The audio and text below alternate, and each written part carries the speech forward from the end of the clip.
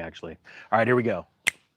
Hey everybody, Economic Ninja here. I hope you're doing great. We're going to talk today about 4 weeks from now. I believe that you are going to see crazy headlines about unemployment, about people getting laid off. We just saw the yellow trucking company announce their layoffs, thousands of people. What was it? 8,000 people. And I believe many more are going to lose their job from just that one company alone. But I've been warning about this since the beginning of the year when we had a bout of massive layoffs in tech and in finance. And I believe that is going to carry through into so many more industries. Now, I've got two stories to share with you, but first I want to thank everyone. It may happen today, it may not. We're at 399,000 subscribers. I will honestly tell you, I never could have imagined this happening the way it did. I thank you so much for watching as I started this channel to warn people about things that they aren't what they seem in the economy, and how economic cycles affect every single one of us, and that so few people know how to take advantage of them. I've been so excited and so happy to meet you around the country, and I thank you. So today, it just depends. Everyone that hits that subscribe button, it may be them that turns it over to 400,000, but I want to thank you so much. All right, so we have two stories, and one of them is out of Bank of America, and they're going to be using AI and what they're going to do, and that is going to cause, like I've been warning about, many jobs lost. I have a video coming out later today from an insider at Bank of America. I got off the phone with them yesterday, and quite frankly, it's pretty scary because this person has been in the industry, in the mortgage industry, since a long time, well before the Great Recession. And what they explained to me and what they're doing behind the scenes is downright scary. So if you are in the banking sector, mortgage sector, you need to watch that video. I'll be coming out with that later today. The other story is out of Zero Hedge. I'm going to start with that one. It's entitled "The Wheels Are Coming Off, the quote unquote strong jobs myth. Job openings drop to 2-year low as number of hires and quits plunge."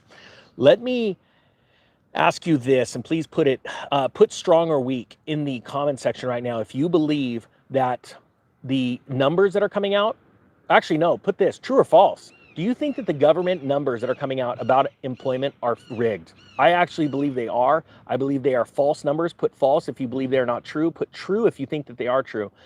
I believe personally that these are rigged numbers. I believe it's the exact same thing that happened when the Fed decided to pause in June because bond losses were so great.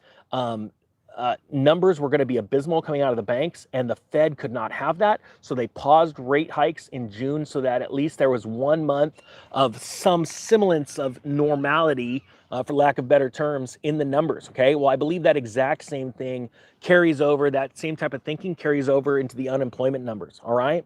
I know a lot of people that are underemployed, meaning they have one job, but that's not enough to make ends meet, so they are having to work on the weekends. Now, I do know a lot of people that have started side hustles and are crushing it, making 20 to 50, even more, thousands of dollars a year extra on their side gig, and they are absolutely dominating when it comes to paying off debt and getting out of this rat race. So my hat's off to you.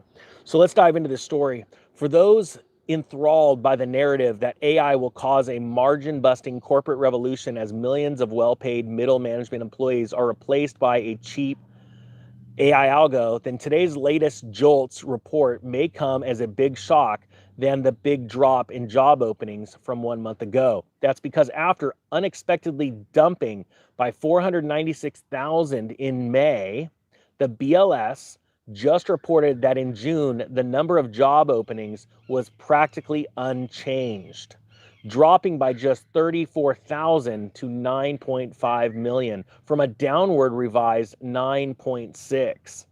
Let me stop there and say for a couple things. To the credit or a discredit of the author, I do believe that AI is going to absolutely revolutionize the way businesses do business. And there are already a handful of things that AI can do that humans do not need to do. Companies do not need to pay humans. And there is this adoption process. Right now, there are companies that are building up complete AI units to their company, right? Where they'll get ahead of artificial intelligence, some people underneath them, and all they're doing is searching for ways to use AI to save money in the company. And the biggest money saver is in the employee cost, right? The cost of labor. So my point is that that's happening right now. And how I know that this is going to revolutionize, I listen to all the billionaires. The billionaires are the ones that are sitting back and going, hey, we need to look into this, get that going. Hey, hire that person, make this happen.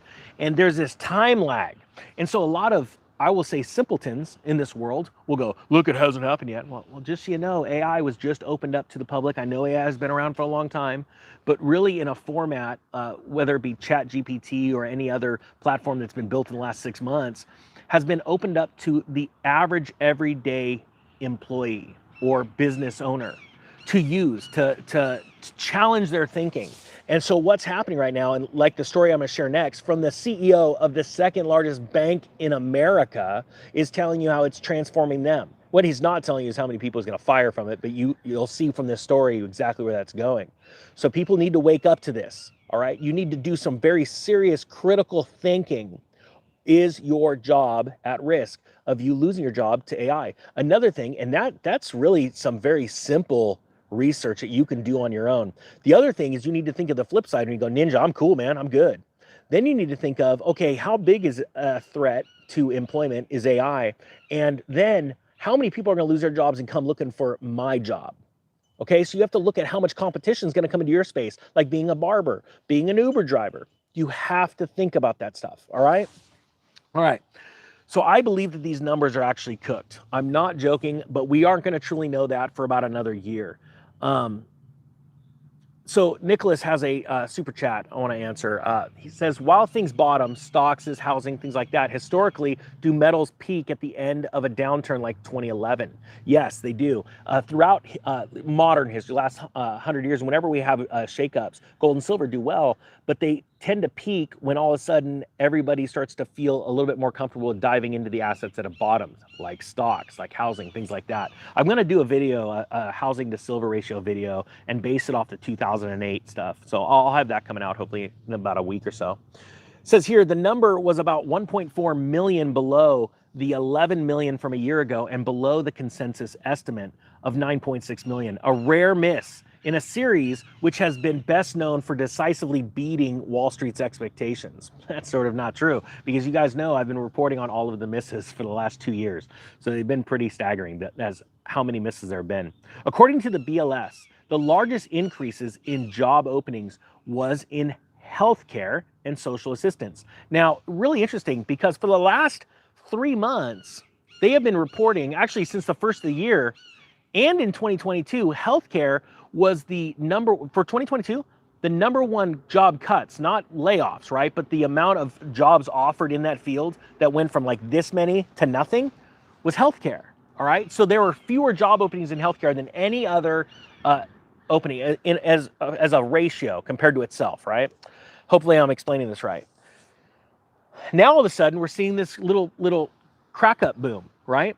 So it says right here, the largest increases in job openings was in healthcare and social assistance. And you can see how these things can swell and then implode. You know, it's interesting how this thing, it's just like being in mortgages. The mortgage industry can swell to a ton of employees and they get deflated to nothing because nobody's taking out mortgages. So they're like, you're a dime a dozen to the employees. It's horrible, but this is how the world works. And then it said, and in state and local jobs, excluding education, that added 62,000. Job openings decreased in transportation, warehousing, and utilities. Now think about that. Why would that be? Well, transportation, because less people are going on trips. Warehousing and utilities, because less people are buying goods, right? This is very good signs that we're going into decline. So now it says the slide in the number of job openings meant that after rising to the highest since January of 2023, in April, again, hold on, let me read that again. The slide in the number of job openings meant that after rising to the highest since January of 2023, and that is when all of those massive, this last January, all of those massive layoffs happened in tech and in finance, right? I was reporting on it like daily, another 5,000 jobs lost, 10,000 jobs lost, 20,000 jobs lost. All the big guys were saying it, right? Car dealers were talking about it. I mean, there was just layoffs everywhere, right? That was just after the peak. So you see this number pop up a little bit and everyone's like, oh, look at this job number, it's great. You're like, just wait. That was seasonal hiring. Seasonal hiring. Watch what happens this fall as people go back to school, regress in their spending, life gets back to normal. Watch what happens. This is seasonality right here. That's all it is. Now, let me move on to this next story about Bank of America. I think this is very, very important. Bank of America CEO, AI, and again, I'm going to be doing a video from a Bank of America insider of well over 20 years experience, and it's going to be pretty startling. That's going to come out later today around 12 or 1 Pacific. Bank of America CEO, AI helping cut call times and branch visits. It says here, Bank of America, the second largest bank in the US, is leveraging artificial intelligence to help streamline customer experiences and keep expenses in check. Bank of America CEO Brian Moynihan discussed the firm's use of AI to help make customer interactions more efficient in a recent interview with Fox Business, including through the use of its virtual financial assistant, Erica, which has logged 10 million hours of conversations with customers since it was first launched in June of 2018. Now, like I said before in the video, AI has been around for quite some time. What ChatGPT did is enable everyday users, employees, business owners, and employees of Bank of America to pop on and get some ideas to go to their boss and go, hey, I got a new idea how we can make Erica even better. It's enabled developers new ideas to develop code. It's pretty remarkable. So you have to remember, even though AI has been around for quite some time and banks have been using it, and you're like, oh, this is a nothing burger ninja because it's not going to lead to them laying people off. I'm going to tell you, just because of the heightened sense of awareness to AI, to ChatGPT and other tools since January, and how many more people now know about it, it's now a household name. Think about that. In less than 6 months. Let me ask you this. How many people have heard of ChatGPT? Put I have in the comment section. If you haven't, put I have not heard about it in this live chat. I'm just curious because I'm pretty sure we're going to have like 99% have heard of ChatGPT and only 1% have not, which means it's now a household name.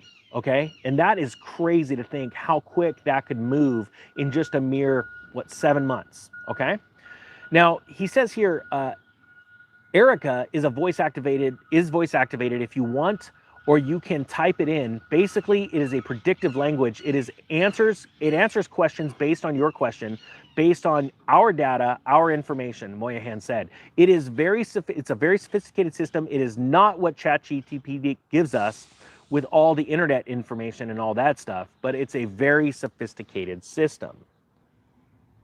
We started on it 8 years ago, and it is now based on 1.5 billion interactions, about 150 to 160 million a quarter. And what's interesting about that is each one of those would have been a phone call or a visit to a branch or something else. So let me stop there. In 8 years, they've done this many, 1.5 billion interactions. How many less people has Bank of America needed, where he's bragging? He's like, that is that many less visits to a branch where you would usually need to pay an extra teller to deal with the people walking in, or an extra or 2 extra or 20 extra people on telephones, calling from India and saying, thank you, come again. Sorry, I had to. To all my Indian friends, I love you. That's okay. I stutter all the time. But think about it. How many less people would you need on a call center? Okay, so those layoffs have already happened. What I'm telling you is that AI is developing so fast, it's getting so much quicker and better that it's going to lead to more layoffs. Now, Moynihan said Erica, like other AI tools, are still in its early stages. Right there, he's telling you right there, it's going to get better, it's going to get more efficient, they're going to need less employees. It's in early stages, but shows a lot of potential that will eventually be realized as it continues to be refined and developed further. So it's got high promise, he says, but it has to be very controlled. And the trick with artificial intelligence is you can make decisions based on how it works and things like that. So if you listen to the experts, it's not quite there yet. It will get there over time. And that goes with my thesis of we are going to see massive amounts of layoffs in the future because they are perfecting this, and there will be a point where they just don't need all those pesky, and they do believe, pesky employees. I mean, think about this. One of the wildest things are human resources. To think, with extra laws and regulations, how many people you have to hire just to staff an office of human resource people to deal with employees' resources. I mean, employees' needs, right? And that is something that always weighs on balance sheets. And you have to look at it from the company owner, the CEO, the C-suite executives, point of perspective. Their job is to make as much money and cut as many costs as possible so that they can get the biggest bonuses possible, so that they can go and get excited in front of their shareholders and say, look at how much money, well, we didn't make you, the perceived value of your stock's up, right? Or possibly there's a dividend out there, you never know. But dividends are few and far between. That is their number one job. Their number one job is to figure out how to get rid of you. Think about that. And once you realize that, you start to look at life in a whole different realm. And that's what really pushes you to get into side hustle. And this is why I'm so big on people getting into side hustles. Look, I hope you got something out of this. I thank you so much for watching. If you want a side hustle, take the side hustle course, I'll go find the 80% off link and I'll pin it in the comment section after this video is done. But I really think that it's important for people to learn how to make money on the side, multiple streams of revenue, because I think that within 4 weeks, you're going to see that I was right. And you're going to see massive, massive layoffs starting in this country. All right, guys, that being said, I thank you so much for watching. The Economic Ninja is out.